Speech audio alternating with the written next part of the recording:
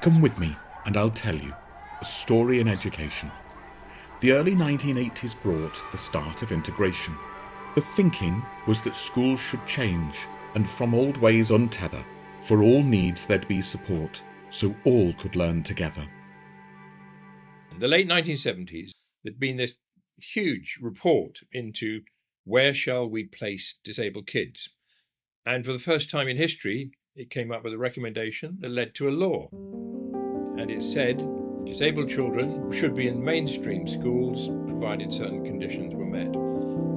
Honestly, most people didn't want that. The professionals didn't want it, the politicians didn't want it. We got hold of the law and promoted it and summarised it and helped parents understand it and helped professionals understand it. So CSIE was set up as a lobbying and campaigning organisation, and it was established in 1982 with a specific focus to improve inclusive education for all children and young people, and especially for those who have labels of SEND, special educational needs and disabilities. High moments of CSIE's work was the publication of the Index for Inclusion. It went into 40 translations. The index was a tool which had 3 dimensions, which was the school itself, the community it was in, and what we were actually doing in the classroom. So it was like holding a mirror up to your face and seeing what of these things are we good at and what are we not good at.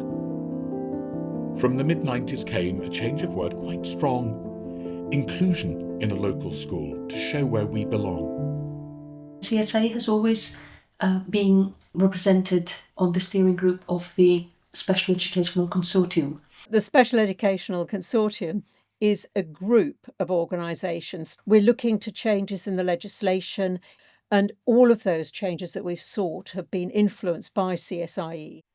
CSIE was actually part of the ad hoc committee that wrote Article 24, the education article, for the UN Convention on the Rights of Persons with Disabilities.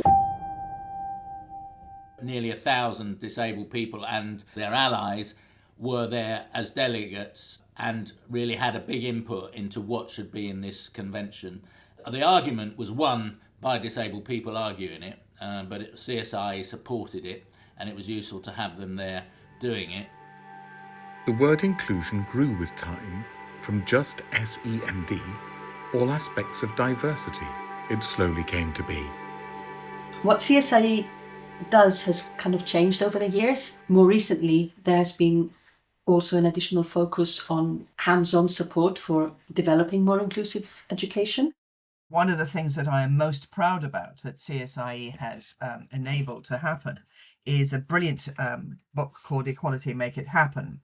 And within that, what we've done is produce a pack which enables people to think about how to think about equality.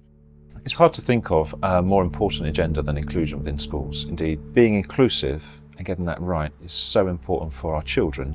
If we get it right in schools, we'll get it right as a society.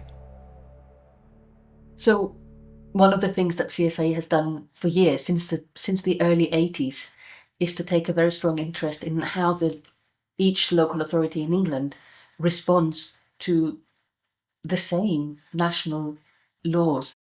Since the 1981 Education Act, there was a very steady decline in the proportion of children going into special schools. From the middle of 2000s, it sort of bottomed out and started to increase. Around about 2010, a different mantra started coming out of the government, and it was all about parental choice. If I am a parent and my child learns differently to others, and if all of my local schools in turn tell me that we don't really have capacity to look after their needs, and so a separate special school tells me that they can, what kind of choice do I have?